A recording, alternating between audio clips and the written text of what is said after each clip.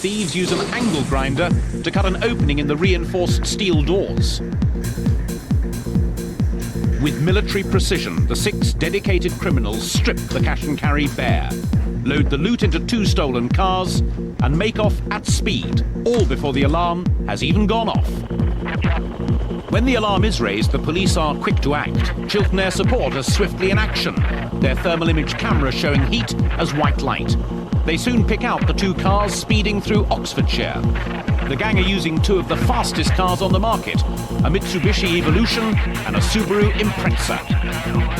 This is the start of an extraordinary pursuit, even by police camera action standards.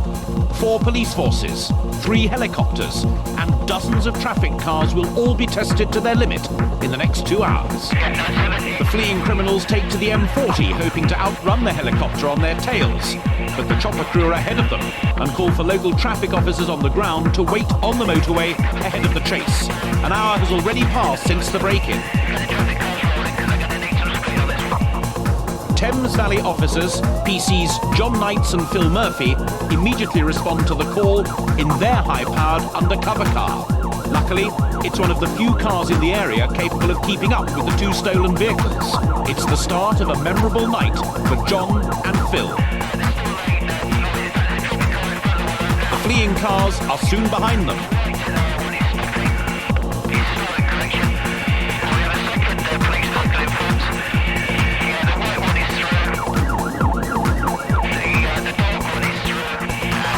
Members of an elite group of police drivers trained to deal with high-speed pursuits, John and Phil soon leave their slower colleagues behind and are driving at speeds of up to 150 miles an hour, as shown on the right of the screen. The gang make things difficult for the officers by throwing items from the car. Later, it transpired that a dozen duplicate Subaru keys had been dumped on the motorway.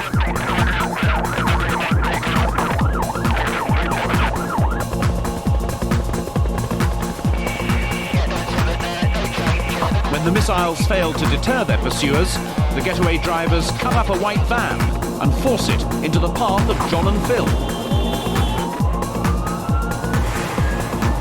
Failing to lose John and Phil on the motorway, the 2 cars veer off into the countryside, hoping that the police will not be able to maintain their high speeds off the motorway. Both cars kill their headlights in a futile bid to confuse the helicopter.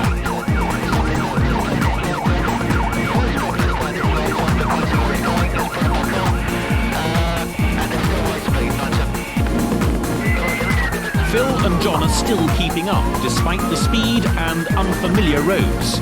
They've lost sight of the burglars, but the helicopter's commentary keeps them on the right track. Entering the town of Southern in Warwickshire, 90 miles from the Basingstoke warehouse, the thieves pose problems for the helicopter. As the Mitsubishi pulls into a garage forecourt, the Subaru screeches off. The helicopter stays with the Mitsubishi.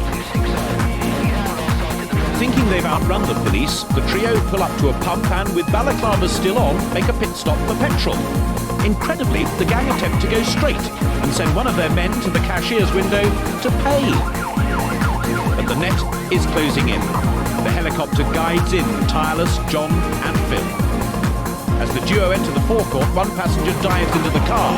But proving there's no honour among thieves, the Mitsubishi speeds off, leaving the accomplice at the till to make his escape on foot. The camera operator in the helicopter follows the crook as he sprints across the fields. The pilot continues to track the getaway car, as do the dogged John and Phil. The cameraman makes a final note of where the crook goes to ground before the chopper rejoins the chase. A second police helicopter, East Midlands Air Support, has been scrambled and is making its way across the country to join the police effort. Within minutes, they have the Mitsubishi in their sights, and the original Chiltern chopper hands over the pursuit to go back to the garage and root out their man, the abandoned criminal left at the till. Yes, sir. Do you want to take this one? Yeah, roger. We're with him. Okay, break on. We ordered the lunch. Thank you. As As Chiltern arrive at the petrol station, a dog picks up a scent in one of the fields. Officers on the ground follow. The helicopter's cameraman searches for suspicious heat sources in the neighbouring fields. But the dog comes up trumps and has found something in a stream shrouded by dense overgrowth. It is the stranded villain. One down, two more to go. Back on the pursuit of the Mitsubishi, police have set up a stinger, a bed of nails designed to puncture the fleeing car's tyres. But the driver is wise to the device and goes off-road. He doesn't know it yet, but his back tyre has just been punctured. John and Phil, who've been driving for 25 minutes at high speeds, are still determined to bring their target to book. But the gang have been travelling for longer, and their fatigue is beginning to show. The criminals have to bully their way past a confused motorist, but they don't just leave him behind. In slow motion, the thermal camera shows the white-hot back tyre flying off the car.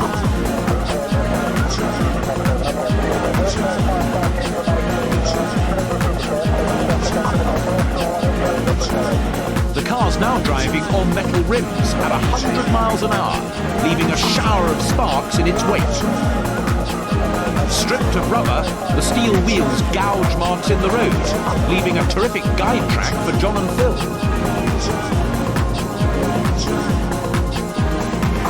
Sensing that the police net is closing in, the crooks veer off the main road into the town of Meriden in the West Midlands. John and Phil almost missed the turning, but the lack of gouge marks soon alerts them to their mistake, and they're swiftly back on the track.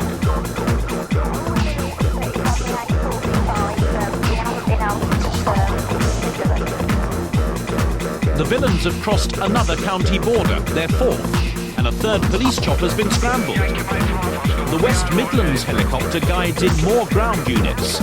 It's going to take 4 police forces, scores of officers, and a lot of patience to end this pursuit. You've actually got 2 helicopters with us at the moment. The car cannot hold out much longer, and after 150 miles and 90 minutes, the pursuit skids to a halt.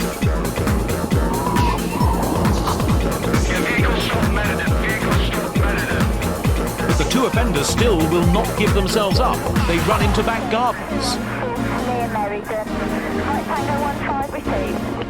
Yeah, Alpha's going. We've got 2 out of the car, away to the left, into the fields. We need officers on channel 88. The helicopters each follow a different offender. While West Midlands follows the passenger on the left of the screen, who runs off at speed across the fields, East Midlands stays with the driver, who hides underneath trees at the back of gardens before making a dash for it. The little town is being flooded with police, and John and Phil are soon at the scene. Having come this far, the pair are keen to make an arrest. The passenger dumps his ski mask and gloves in bushes and continues his flight across the fields. The driver conceals himself at the back of a local clubhouse. But the all-seeing helicopter has him in its sights and directs Phil, on the right of the screen, to the hiding place.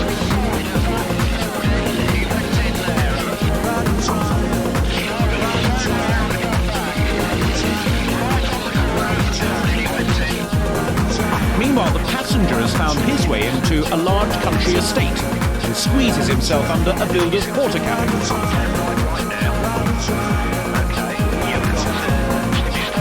West Midlands police are just seconds behind.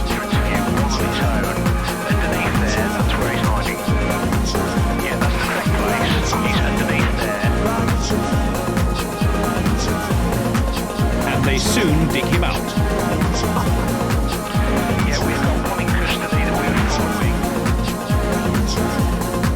Back at the clubhouse, Phil is closing in on his man when the crook makes a dash for freedom. But the helicopter picks up the criminal behind the fence and follows him into a wooded area. Phil's perseverance pays off as he makes the final arrest.